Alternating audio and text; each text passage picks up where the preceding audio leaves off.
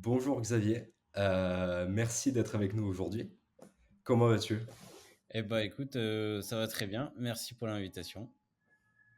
Avec grand plaisir.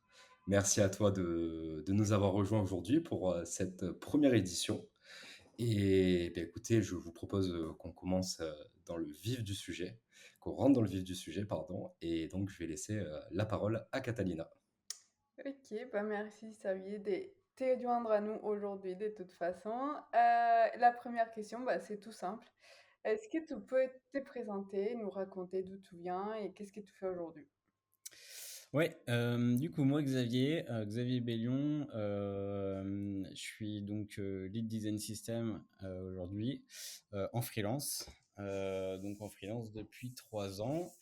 Et ça fait à peu près 15 ans que je suis product designer. Au niveau de mon parcours, j'ai fait une école de design en 2 ans, post-bac. Après, j'ai rejoint une agence de communication, puis ensuite le groupe Capgemini, où du coup là j'étais product designer, jusqu'à me lancer donc en freelance il y a 3 ans. Magnifique. Comme tu l'as très bien dit, on te connaît aujourd'hui en tant que donc lead design system. Tu prends beaucoup la parole sur LinkedIn sur cette thématique. Euh, Qu'est-ce qui t'a encouragé à poursuivre dans cette voie? Alors, sur ma dernière mission dans le groupe Capgemini, donc j'étais intervenu pour une mission pendant 2 ans chez Renault, enfin chez le groupe Renault Alliance avec Nissan et Mitsubishi. Et là, j'avais mis en place un petit design system pour un produit annexe qu'ils avaient.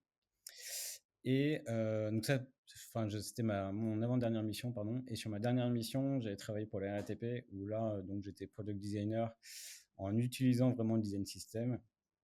Et donc c'est là où j'ai eu envie justement de me spécialiser sur ce domaine. Euh, et donc ensuite en freelance, j'ai fait une mission sur laquelle je suis toujours pour Pixis, donc Pixis qui est la filiale tech de Cdiscount, où là du coup j'ai pu prendre en charge justement tout un design system pour un éco B2B chez Et on doit admettre que c'est un très beau design system. eux. Merci. Et j'ai toujours eu en fait une vision un peu assez tech. J'ai toujours fait pas mal de dev aussi à côté, beaucoup d'intégration HTML, CSS, choses comme ça. Et donc, de mon point de vue, déjà les designers devraient avoir ces connaissances-là. Et encore plus quand on fait du design system, parce qu'il y a quand même une notion très technique. Donc, euh, donc voilà, le côté design et tech, ça me correspondait pas mal en me spécialisant sur les design systems. Hmm. La partie tech que tu évoques, c'est quelque chose que tu as développé de manière autodidacte ou c'est quelque chose qui a fait partie d'une précédente expérience professionnelle ou dans tes Euh, études? Principalement en autodidacte. En fait, alors moi j'ai su très tôt ce que je voulais faire.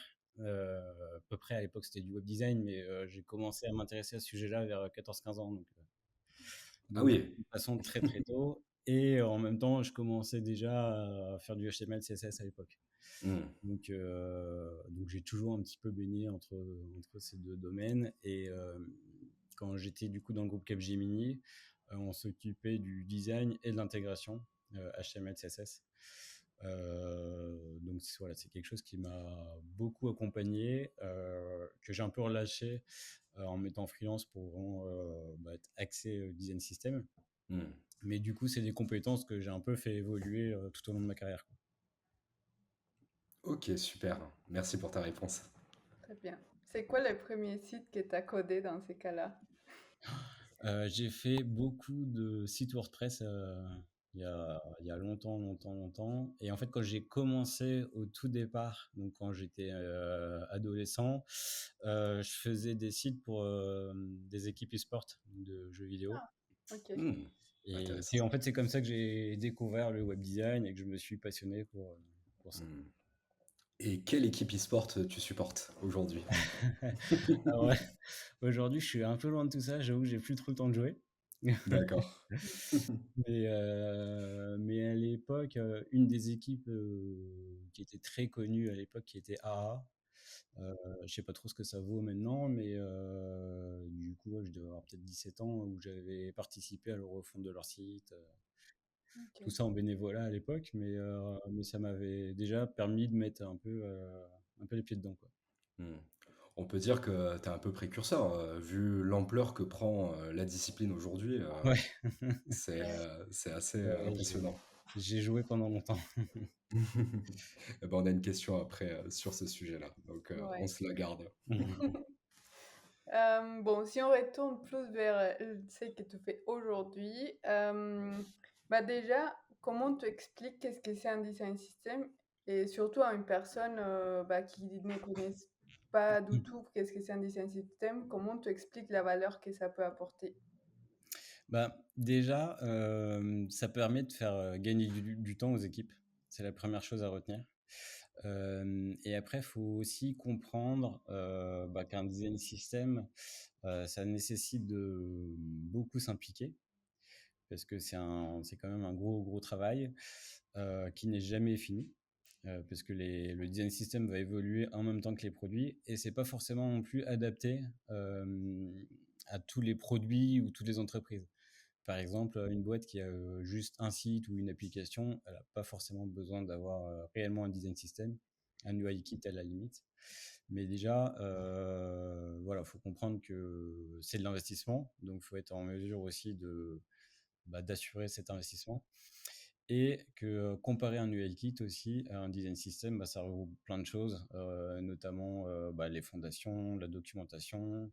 C'est pas juste faire des composants, il y a tout le côté technique, le content. Donc voilà, c'est tout ça que ça englobe un design system et c'est important de faire bien la différence entre ce côté UI kit et design system qui est souvent un petit peu mélangé, et même par des designers. Donc voilà, ça fait aussi partie des choses où j'aime bien défendre cette différence. Et c'est pas mal en soi de faire juste un UI kit s'il y a pas la nécessité de faire un design system. Comme j'aime bien dire, des fois, faire un design system juste pour un site, par exemple, c'est un peu sortir un bazooka pour tuer une mouche, quoi. OK, ouais. Donc voilà, c'est pas toujours nécessaire. J'aime beaucoup cette comparaison. Ouais. Elle est très imagée, c'est Ouais, c'est ça. magnifique. Aujourd'hui sur l'échiquier du design system, donc comme tu l'as très bien dit, en fait, un UI kit, c'est pas un design system. Il y a toute la partie content, documentation, même, storybook. Alors j'imagine que tu utilisais des outils tels que Zero Eight, Storybook ou même il y a il y a vraiment tout un tas d'outils qui existent aujourd'hui. Sur la partie craft, donc vraiment conception, admettons, partons juste de l'UI-Kit, est-ce qu'il y a un composant que tu aimes ou que tu aimais particulièrement travailler? Par exemple, un bouton, un toggle, voilà. Est-ce qu'il y a ce petit composant sur lequel tu apportais, une petite finesse? En tout cas, tu aimais bien challenger ce dernier? Et ben, pour faire très simple, j'aime bien les boutons parce que c'est un peu Mmh. l'élément de base. Et en fait, on se rend compte que déjà, il y a plusieurs façons de l'approcher et plein de choses à inclure dans un bouton qui peuvent vite être oubliées. Ça peut être par exemple les différents états, parce que ça m'est déjà arrivé de voir des boutons où on a juste le bouton de base, mais on a les différents états interactifs, donc par exemple le hover, Mmh. l'état presse, etc., n'ont pas forcément été pensés. Donc il y a ça. Il y a aussi le côté focus qui va jouer aussi sur Mmh. l'accessibilité à prendre en compte. Euh, L'état de loading dans un bouton.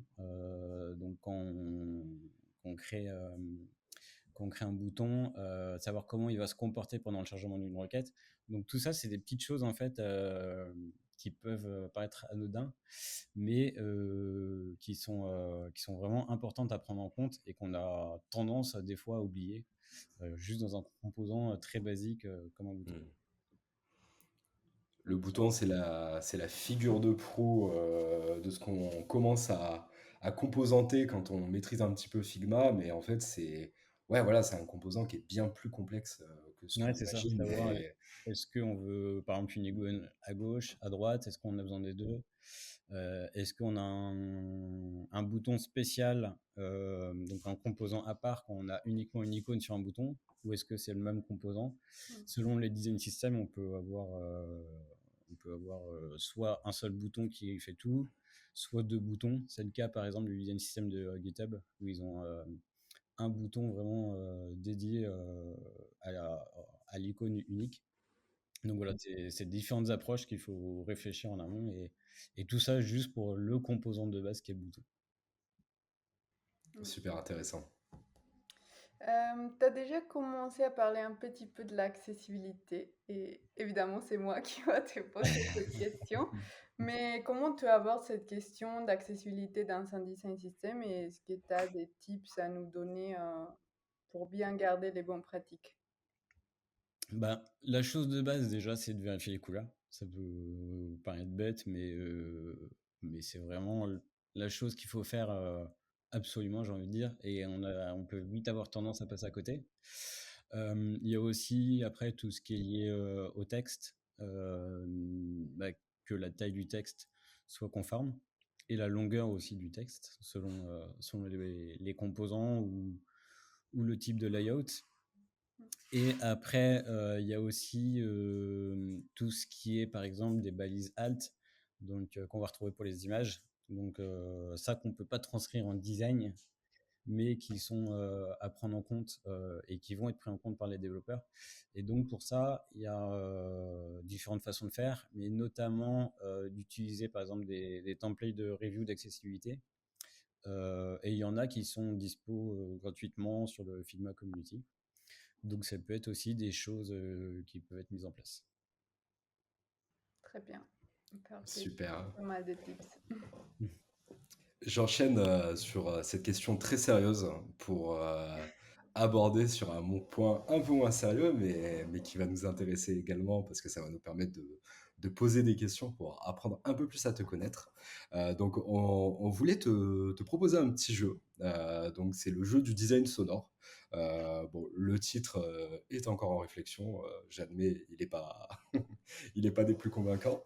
Mais en fait, on va te proposer 5 sons. On va te faire écouter 5 sons. Le but, c'est de deviner de quel produit digital ça peut venir. Donc, ça peut être une plateforme, une application, même un système d'exploitation. Et à l'issue donc de ces devinettes, que tu devines ou non, on aura des questions pour enchaîner. Donc, je vais commencer par le premier son qui, je pense, ne va pas proposer une grande difficulté ni pour toi, ni pour ceux qui nous écoutent ou nous regardent. Mais on commence tout de suite par celui-là. Le fameux Netflix. Absolument. De base. On le connaît tous, à Ouais, part c'est ceux ça. qui démarrent leur télé en mute. Mais j'en connais pas beaucoup. Et ben, tu l'as très bien deviné. Et ben, ma question qui en suit, elle est très simple. Est-ce que tu as un film ou une série que tu aimes bien en ce moment, ou même un classique que tu aimerais nous recommander?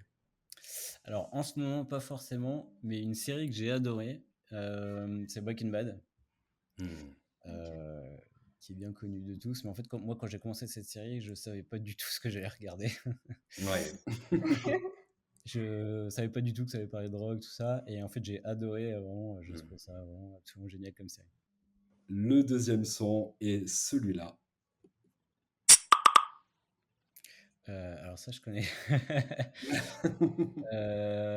C'est les messages sur iOS, non? Ah, alors, si tu veux, on peut te le remettre. On peut te le remettre. C'est Un pas truc, iOS, un truc de message. mais effectivement, c'est message, exactement. Ou du WhatsApp sinon? Non? Non. Alors, c'est plutôt un outil généralement, on va l'utiliser sur desktop. Il Ok. est sur mobile, mais on va dire, allez, je te donne un petit indice, c'est un outil collaboratif d'échange, de communication. Donc, t'es pas loin finalement quand tu disais WhatsApp, mais c'est plutôt professionnel. Ok. Euh, le logo de l'outil a le même, enfin, je sais pas si c'est exactement le même nombre, mais a beaucoup de couleurs comme le logo de Figma. C'est Slack? Exact, Ouais. OK. absolument. Plutôt team Slack ou Teams, du coup? Moi, plus Teams. Plus Teams. OK, Ouais. super. Et bah, tu vois, avec Catalina, on se demandait quelle serait ta réponse à cette question. Ouais, moi Et aussi, j'avais la notion de message, mais j'avoue que je remettais pas forcément Slack mmh, dessus, ouais. et est-ce que c'est parce que ton environnement fait que tu es plutôt amené à utiliser Teams ou il y a Ouais, des en fonctionnalités que tu vrai, c'est préfères, juste parce que, la plupart des boîtes avec qui j'ai bossé, étaient sur Teams. mmh, Mmh. OK. C'est pas très forcément par ouais, goût personnel, mais c'est juste une question d'habitude, en fait. très J'avais pragmatique. parié que tu allais dire Slack.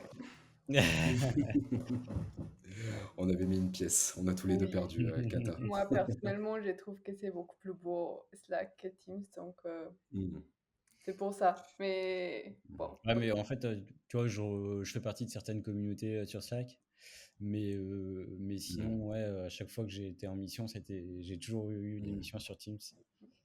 Donc, au final, j'ai plus l'habitude d'être sur Teams. ouais, on est vite amené à s'adapter à l'environnement du client. C'est ça. Magnifique. Et bien, le troisième son, on enchaîne, c'est celui-là. Petit Windows. Magnifique. Tu saurais nous dire lequel? Ah, c'est un vieux celui-là. C'est un vieux, Oui. Je dirais effectivement. 98 peut-être. Ah, presque. La génération au-dessus. C'était quoi? C'était Vista après?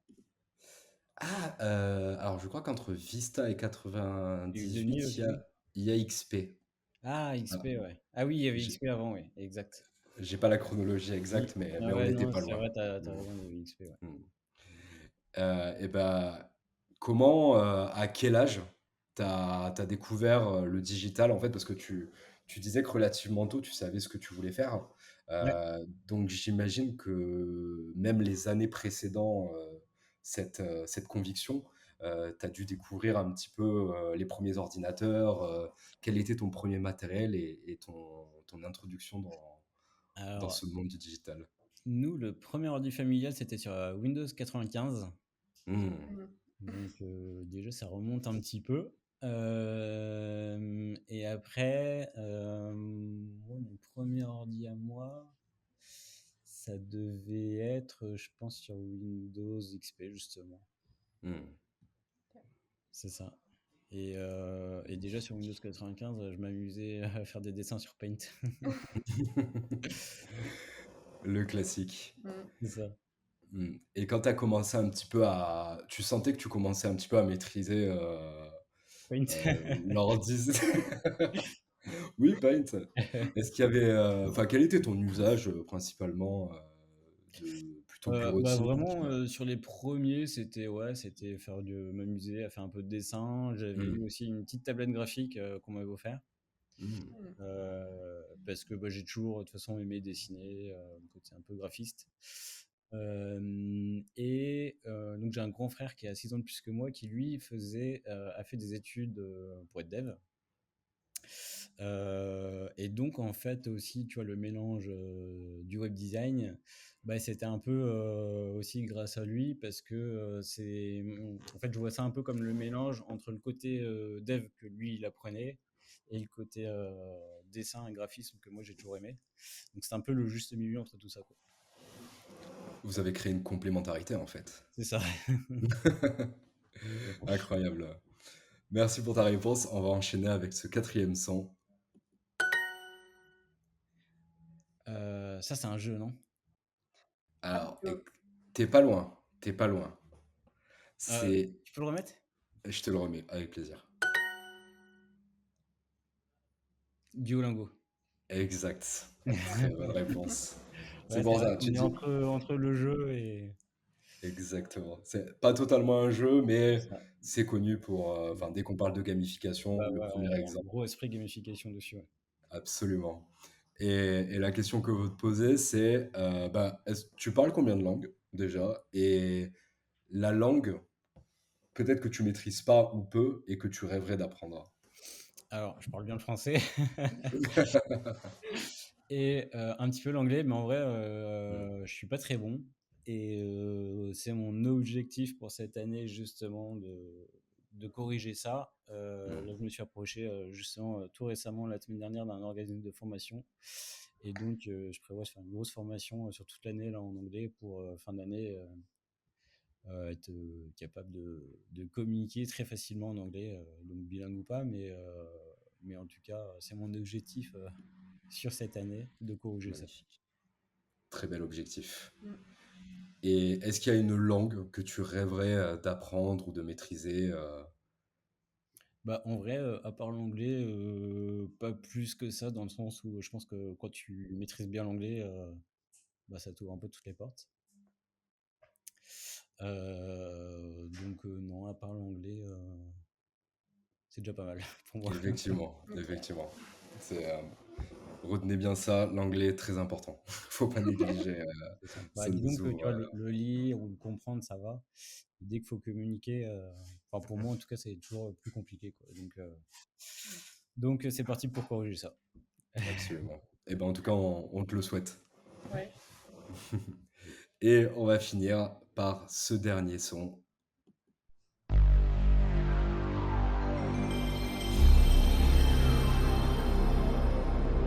C'est le truc du ciné là, non? Ah! Intéressant. Dolby, les trucs, tu sais, Ah! Dolby Sound ou je sais Ah plus oui, quoi. ça aurait pu. Exactement. Je vois ce que tu veux dire, Et c'est pas totalement. ça? C'est pas ça. Ouais. C'est là, on est dans le domaine, c'est pas une app, c'est pas un site, c'est plutôt, allez, je te donne un indice, Sony. C'est la PlayStation? Exactement. Ah ouais, C'est le son, quand on démarre la PlayStation 1 qu'on avait et c'est l'écran sur lequel on OK. on attendait patiemment de voir si le jeu allait se lancer ou si l'écran allait freeze.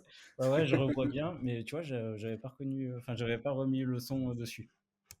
Bah, très honnêtement, quand on a fait la recherche des sons, même moi, quand je l'ai écouté, j'avais plus souvenir que c'était ce son-là. J'ai le Ouais, ouais, visuel, ouais. mais Ouais, j'avais pas j'ai très bien forcément, l'image du truc, mais ouais, effectivement, le très son, je bien. l'avais pas. Et bah, du coup, on a une question. Alors, tu nous disais que tu avais fait tes premières armes en dev pour des équipes e-sport, que bon, tu as peut-être un petit peu moins le temps de jouer aujourd'hui, mais c'est quoi ton jeu préféré? Ou est-ce que tu as un jeu auquel tu joues en ce moment que tu aimes bien et que tu aimerais nous conseiller? Alors, comme je disais, je joue plus du tout en ce moment, parce qu'en plus, à côté du freelance, j'ai d'autres projets aussi. Notamment, je fais de la formation, j'ai lancé là récemment une newsletter, enfin, et je développe aussi des applications. Donc pas trop le temps, mais j'ai joué pendant des années sur un Counter-Strike. Donc sans hésiter, ce serait celui-là. Mais sinon, plus récemment, enfin jeu plus récent, Valorant, mais qui est un peu dans la même gamme, qui est du FPS. Mais voilà, j'ai été pro CS, Counter-Strike pendant des années et des années. Et alors, la question que tout le monde se pose, Counter-Strike 1.6 ou Global Offensive? 1.6. 1.6. Donc, Voire 1.5, c'était encore la version d'avant. d'accord. Ah oui, donc Commencé sur 1.5. on est face à un Ah OG. ouais, j'ai commencé il y a longtemps. Moi, je me souviens, je crois que mes premières armes sur Counter-Strike, c'était Condition Zéro. Ah Euh, oui, ouais, je me et, rappelle de ça. Ouais. ouais, il y avait un petit pack, c'était le Valve Pack avec plein de jeux différents. Team Fortress aussi, très, très à l'ancienne. Magnifique. Eh ben, merci. Ce petit jeu touche à sa fin. Merci d'y avoir participé. C'était super intéressant d'avoir des Ouais, c'est réponses à marrant. des questions un peu plus personnelles. Et donc, bah, on peut rattaquer avec des questions un peu plus orientées autour du design system. Mmh. Donc, Kata, je te laisse la parole. OK, donc du coup, c'est bien connu qu'on a des petites divergences, voire petits conflits parfois entre designers et devs. Donc, comment tu gères, bah, ces petites discussions qui peuvent émerger quand, il faut faire des évolutions au design system? Bah déjà, comme je disais, pour moi, c'est super important d'avoir des connaissances techniques. Parce que déjà, ça peut permettre aussi de challenger les devs. Et, et donc aussi de comprendre. leur logique à eux, leurs besoins et leurs contraintes. Et aussi, ça évite certaines fois que des devs puissent nous dire ça c'est pas possible, alors qu'en fait, si, si, c'est complètement possible. Et du coup, ça m'est déjà arrivé aussi de défendre entre guillemets certains designers qui n'avaient pas forcément ces connaissances, à dire bah si, si, ça on peut le faire de telle ou telle manière. Donc, il y a ça, et de faire des points très réguliers aussi avec les développeurs. Là, dans mon cas, c'est plus des développeurs qui vont prendre en charge le design system. Mais voilà, d'avoir des échanges très réguliers avec eux. Nous, là, typiquement sur la mission, on a un point par semaine avec eux pour échanger sur les différentes questions ou problématiques. Et comme ça, on avance vraiment ensemble. Et d'avoir aussi les connaissances par rapport au framework ou librairie utilisée s'il y en a. Donc par exemple, si c'est du matériel UI ou autre, d'avoir justement connaissance aussi de ces contraintes-là pour réussir à trouver un terrain d'entente, parce que des fois, il y a certaines choses qu'on veut faire en design, mais si on est limité par aussi une librairie, on peut aussi se retrouver bloqué. Mais voilà, des fois, on peut avoir un juste milieu à trouver. Et donc, pour ça, je dirais qu'il faut que tout le monde fasse preuve de bienveillance. Très bien. La bienveillance, un mot-clé très important. C'est ça. Magnifique. J'enchaîne sur une question qui fait un peu débat, parce que c'est une question à laquelle j'ai l'impression on n'a jamais su trop répondre jusqu'à aujourd'hui. Donc c'est un petit peu, voilà, on essaye de tâter le terrain autour de ça. Il y a des premiers éléments de réponse, mais c'est quelque chose qui évolue encore pas mal. Mais pour toi, quels sont les KPI, donc les indicateurs clés de performance, que tu utilises pour mesurer le succès d'un design system? Alors, pour moi, il y en a un surtout, c'est l'adoption. Savoir combien de fois, par exemple, un composant est utilisé et voir s'il y en a un qui n'est jamais utilisé. Aujourd'hui, c'est un peu compliqué, entre guillemets, parce qu'il y a des analytics sur Figma, mais qui sont pas forcément réels, dans le sens où on peut faire des tests et du coup, ça va un peu biaiser ces analytics. Et donc, c'est pour ça aussi que moi, j'ai développé une solution qui s'appelle SystemUp. Donc, s'il y en a qui veulent aller voir, c'est systemup.io. Pour l'instant, c'est encore en bêta, mais ça devrait bientôt être disponible et qu'on est en train aussi de déployer du coup chez Cdiscount. Et en fait, qui permet aux designers et management ou design ops de justement mesurer sur des maquettes Figma le taux d'adoption sur un design system. Et donc, en faisant ça, ça permet vraiment de se rendre compte si les composants sont utilisés et à quel pourcentage, et sur une maquette entière, en fait, à quel taux elle utilise le design system. Et typiquement, sur une maquette, si elle utilise 3% du design system, ça peut identifier aussi des problématiques. Là où si on a la plupart des maquettes qui utilisent entre, je vais dire 70 et 90% du design system, là on peut se dire que justement le design system est utilisé et qu'il est bien utilisé. Parce que justement, si on a un taux qui est faible sur l'adoption, ça peut aussi relever des problématiques, que ce soit un mauvais usage du design system ou une mauvaise compréhension. Donc, voilà. Donc pour moi, vraiment, la clé, c'est de mesurer l'adoption. Sans forcément vouloir viser les 100%, parce qu'un design system, c'est parce qu'on a un design system qu'on est obligé d'utiliser 100% uniquement les composants du design system. Il faut aussi avoir un peu de liberté. Il ne faut pas que ce soit que de la contrainte non plus. Donc voilà. Donc ne pas forcément viser les 100%, mais en tout cas d'avoir un œil sur ce taux d'adoption. Ok. Tu vas mesurer aussi tout ce qui est couleur et style des textes, etc. ou que les composants en soi? Là, sur la première version de l'application, c'est que les composants.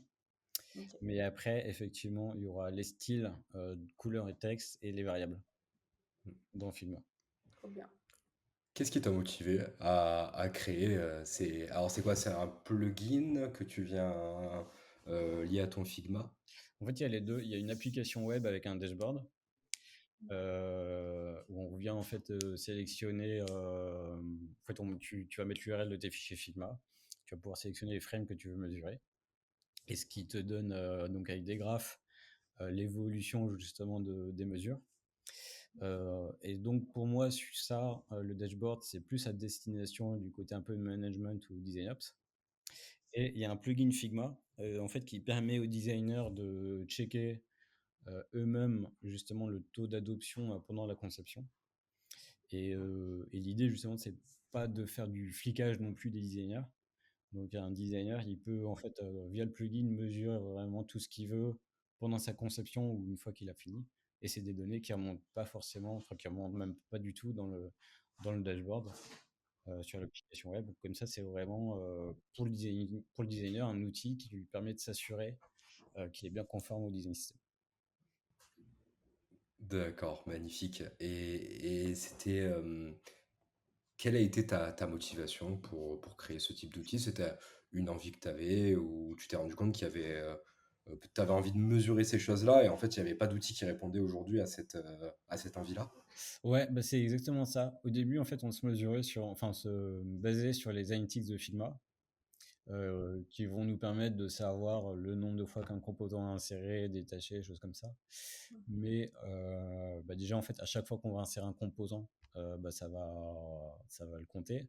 Donc, si on insère des composants juste pour faire du test ou dans des fichiers qui ne sont pas destinés à partir en prod ou à être mesurés, bah, du coup, ça va complètement biaiser ces résultats-là.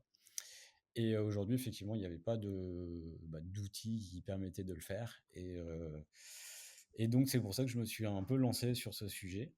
Et donc, ça fait déjà un petit moment que je suis dessus parce que ça a été quand même techniquement un gros boulot. Parce que du coup, bah, ça faut que ça marche aussi avec l'API Figma, tout ça. Donc voilà. Mais techniquement, du coup, ça marche. Là, j'ai commencé à faire des tests.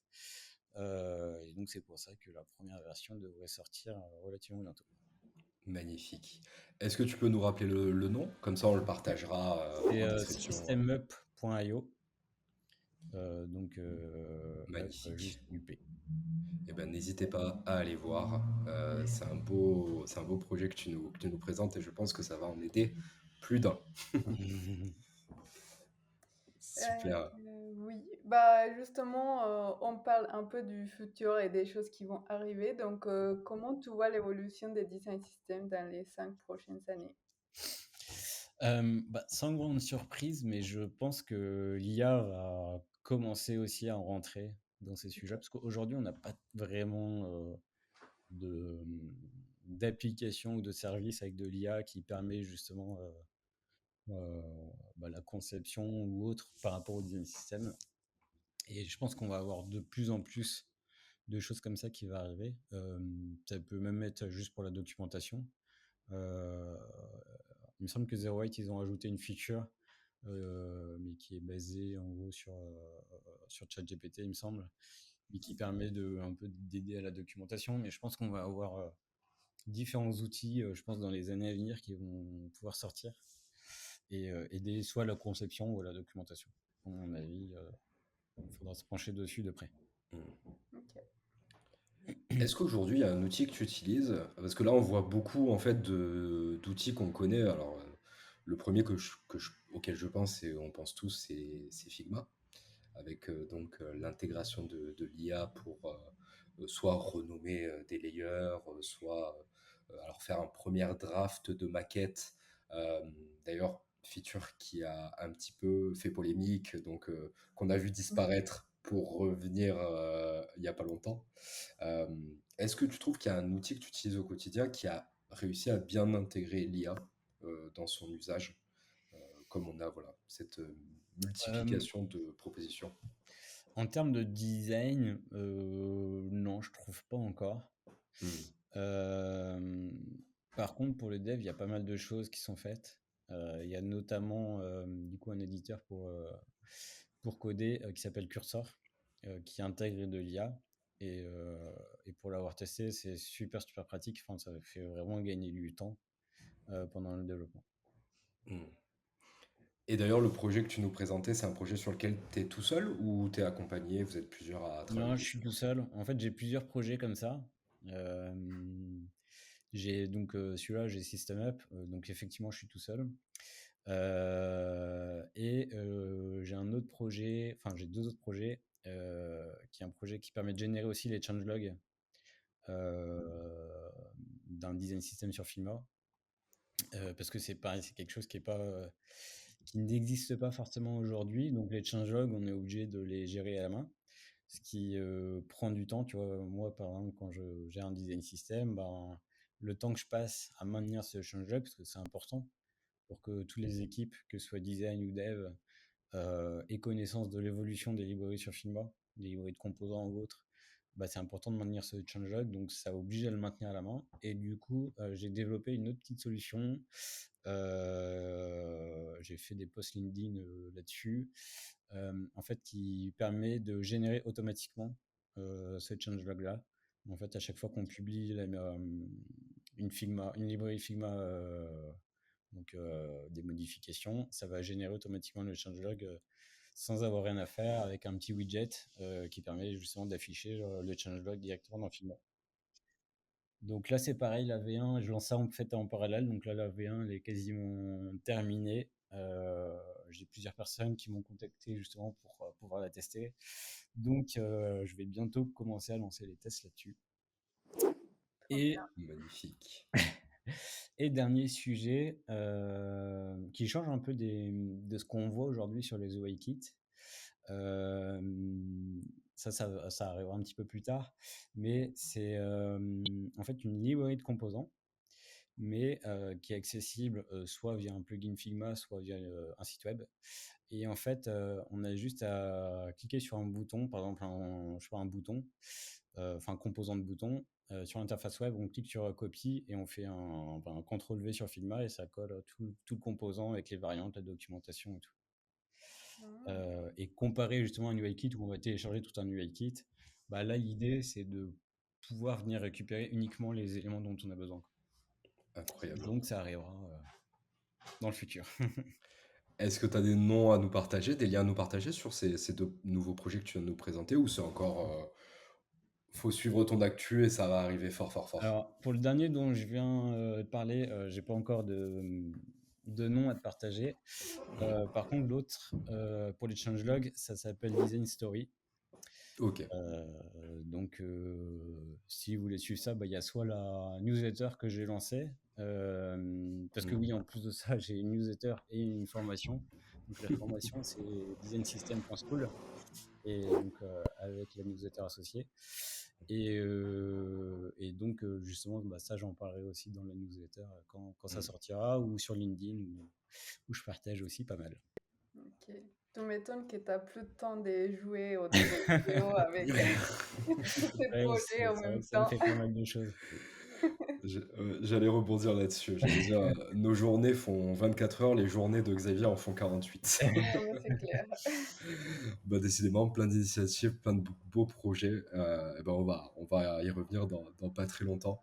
On arrive maintenant à la dernière question. Donc c'est passé super vite. Et quelle belle manière de finir cet échange en te demandant si aujourd'hui, si tu dois résumer le rôle d'un design system en une seule métaphore, laquelle choisirais-tu? Eh ben, pour moi, c'est un peu une recette de cuisine.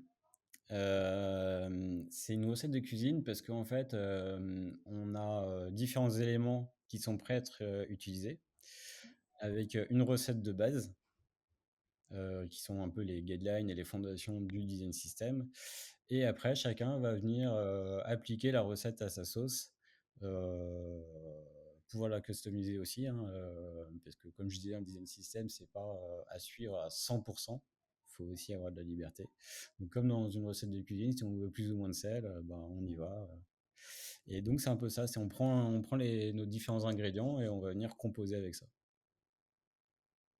Une métaphore qui donne l'eau à la bouche. Ouais. Magnifique. Bah, merci infiniment, Xavier. Ben, merci à vous deux. Pour conclure, où est-ce qu'on peut te retrouver? Sur quel réseau on peut te suivre? Quelles sont tes actus du moment? Euh, voilà, on t'offre cette tribune pour nous partager tout ce que tu souhaites nous partager. Du coup, principalement sur LinkedIn. Je suis plus trop sur Twitter ou autre. Et sinon, j'ai aussi une chaîne YouTube, mais là, j'avoue, j'ai pas trop le temps de publier dessus. J'ai suffisamment de choses. Mais du coup, quand la formation justement Design System School sera terminée, parce qu'en fait, jusqu'à présent, elle est disponible en pré-vente avec une réduction le temps qu'elle soit terminée. Et donc, elle doit être terminée d'ici à peu près un mois, je pense. Mais quand elle sera finie, j'essaierai de me remettre un petit peu plus justement sur YouTube pour partager, que ce soit des tutos ou autres, que ce soit lié au design d'interface globalement ou plus spécifiquement au design system. La formation, donc Design System School, c'est un point dont tu as pu nous parler de manière ponctuelle lors de notre échange, mais sur lequel on n'a pas trop fait le focus. Est-ce que tu aimerais nous en dire un peu plus sur en quoi consiste cette formation et à qui elle s'adresse? Elle s'adresse aux designers qui veulent apprendre à mettre en place un design system. Et du coup, avec cette formation, on voit un petit peu d'abord la théorie. On étudie différents design systems pour voir un petit peu comment ils sont conçus, donc aussi bien la documentation que les filmas. Il y a une petite remise à niveau aussi très légère sur les auto-layouts, parce que du coup, ça m'est arrivé de me rendre compte que des designers n'utilisaient pas assez bien les auto-layouts. Et donc, c'est super important de vraiment bien les maîtriser dans Figma. Et après, donc, il y a toute la partie théorique avec les design tokens et les variables, bien comprendre de quoi il s'agit et comment les faire. Et ensuite, donc, il y a toute l'élaboration après, comment faire des composants et la documentation. C'est un parcours très complet, donc n'hésitez pas, si vous avez envie de monter en compétence sur le design system, que vous ayez une connaissance absolument inexistante pour le moment, et c'est tout à fait normal, ou un petit peu voilà, de billes à droite à gauche, n'hésitez pas à aller donc sur Design System School, c'est bien ça. Ouais, c'est ça, designsystem.school. On partagera le lien en description. Eh ben, merci beaucoup. Merci beaucoup Xavier, merci beaucoup Catalina. Merci à toi, Will. Merci infiniment. C'est ici que notre entretien se termine. Eh bien, je vous souhaite une excellente journée et je vous dis à très bientôt. Salut! Salut.